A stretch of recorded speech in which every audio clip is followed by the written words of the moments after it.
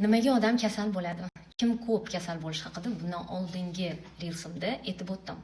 Bugun bo'lsa odam nimaga kasal bo'lishini psixologik tomonini ko'rib chiqamiz. Asosiy narsa odam o'zi kimligi, unga nima to'g'ri keladi-yu, nima to'g'ri kelmasligini, o'zini tabiati haqida aniq-tiniq tasavvuri yo'qligi sabab bo'ladi.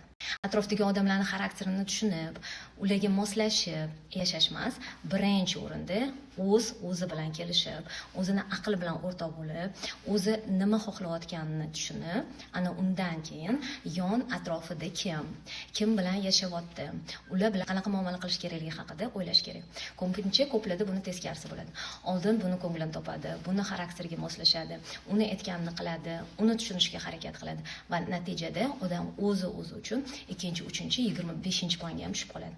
Qarabsizki, sal aql kirib, o'zimga qarayman, vaqt ajrataman deganda, o'sha больницада o'tirib yo analiz topshirayotgan bo'ladi, yoki o'zini diagnozi bo'yicha lecheniya olayotgan bo'ladi.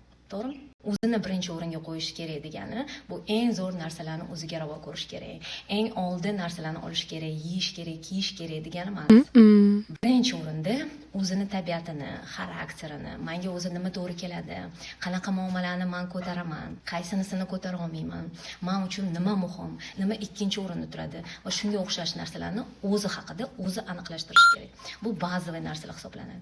Agar sizda bu bilan muammo bo'lsa yoki terapiyani nimadan boshlashni bilolmayotgan bo'lsangiz, menga direktdan yozing, muammongizni yechishga harakat qilamiz.